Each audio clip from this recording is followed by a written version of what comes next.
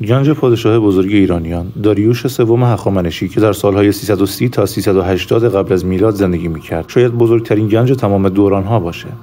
بخشی از این گنج رو امپراتور مقدونیان اسکندر زمانی که در سالهای حدود 334 قبل از میلاد کشور پادشاهی ایران رو تسخیر و گنج‌های شوش، ایسوس، دمشق و تخت جمشید رو چپاول کرد به تاراج برد. امپراتور فاتح در تخت جمشید حدود 9000 تالنت طلا و 40000 تالنت نقره به غنیمت گرفت. هر تالنت با معیارهای امروزی حدود 2.26 کیلوگرم بود. یعنی بیش از 1000 تن یا به عبارت دیگه بیش از 50 کاروان بزرگ از حیوانات بارکش که فقط غنیمت یکی از شهرهای ایران رو با خودشون حمل می‌کردن. در تاریخ ثبت شده که اسکندر این گنجینه رو به بیش از 3000 شتر بارکش و 10000 جفت قاطر یعنی بیش از 23000 حیوان بارکش سوار کرد و به کشور خودش برد.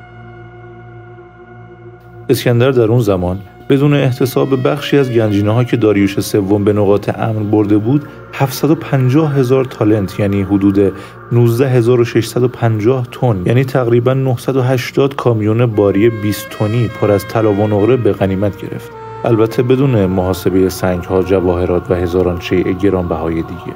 بنابر نگارش‌های باستانی وقتی که اون بعدها با ارتش خودش به مصر لشکرکشی کرد، دستور داد سپرهای حفاظتی سربازانش رو با نقره خالص آبکاری کنند که نشان از عظمت غارت لشکر مقدونی در ایران بود. اما سرنوشت باقی گنجینه‌ها چی شد؟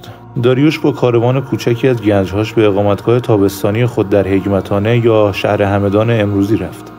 بنا به نگارش‌های باستانی داریوش هخامنشی قبل از اینکه از دنیا بره دستور داد که تمام طلاها، نقره‌ها و همه اشیای قیمتی دیگر رو در نزدیکی شهر دفن کنند.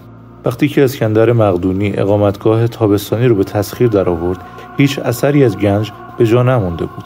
اسکندر نیروهاش رو وادار کرد هفته‌ها در اطراف شهر به دنبال گنج مدفون بگردن که جستجوی بی حاصل بود. در سال 1973 یا همون 1352 شمسی خودمون شاه وقت ایران دستور پیدا کردن این گنج رو داد. یک گروه آمریکایی با پیشرفته ترین تجهیزات حفاری و اکتشاف به کار پرداختن اما نتونستن گنج رو پیدا کنن. به این ترتیب طلای داریوش تا به امروز همچنان در مکانی به شعاع 100 کیلومتر در اطراف شهر همدان آروم گرفته. گنجینه‌ای که معلوم نیست کی و کجا پیدا شه و جهانیان رو محو خودش بکنه. نظر شما چیه؟ آیا یه روز این گنج پیدا میشه و یا این کتاب حال پیدا شده و نظر خودتون رو حتما در این باره برامون کامنت کنید. اگه به این ویدیو علاقه داشتین حتما کانالمون رو دنبال کنین تا ویدیوهای بعدی رو از دست ندید.